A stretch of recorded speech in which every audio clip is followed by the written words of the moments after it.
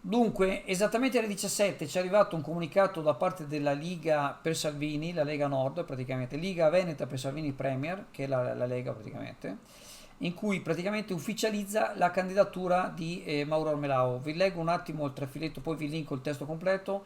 La città di Chioggia è una realtà complessa ma ricca di opportunità, di sviluppo e di crescita organizzata e programmata. L'impegno che la Lega vuole assumere è quello di essere vicina alle esigenze dei cittadini per dare una risposta alle loro necessità. Il nostro motto sarà insieme tra la gente perché è precisa volontà del nostro candidato portare al centro dell'attenzione i cittadini di Chioggia, le categorie economiche, l'associazionismo, il volontariato, eccetera. Oltre alla lista Lega ci sarà una lista civica a Liga Veneta per Salvini Premier Chioggia praticamente. Quindi ormai il dado è tratto, la Lega rompe gli indugi e propone, cioè non propone, cioè indica fermamente, come ha sempre fatto in questi ultimi mesi, Mauro Melao come candidato sindaco.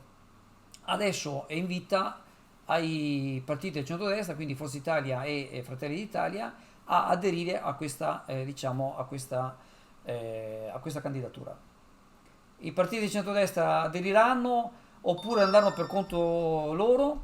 Io credo, sinceramente, non credo, ma questa è una mia supposizione, che praticamente ci sarà diciamo un tutti contro tutti. Credo che comunque, ma questa è una mia ipotesi, i partiti del centrodestra alla fine concorreranno a un'unica candidatura e andranno uniti alle elezioni comunali. Però ripeto, questa è una mia ipotesi così che mi viene da tutta una serie di ragionamenti che adesso per sintesi non vado a farvi.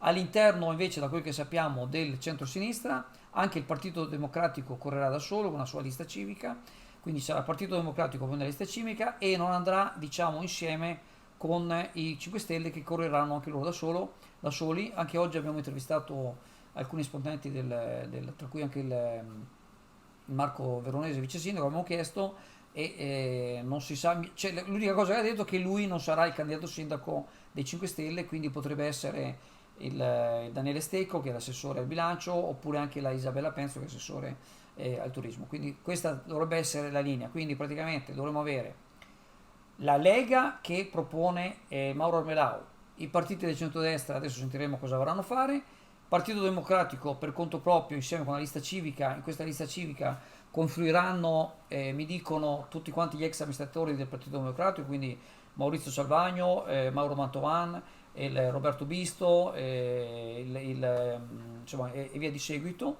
E rimane ovviamente da questo ragionamento obiettivo Chioggia e praticamente Roberto Rossi dell'Energia Civica.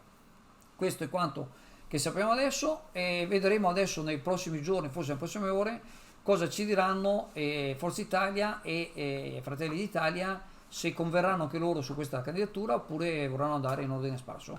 Siamo un po' curiosi di vedere cosa decideranno di fare. Mi permetto, uso spesso questo termine, l'ultimo di Pirla, e non è facile, cioè all'interno dei partiti, i partiti sono il sale della democrazia, cioè, io vedo con piacere che ci sono i partiti.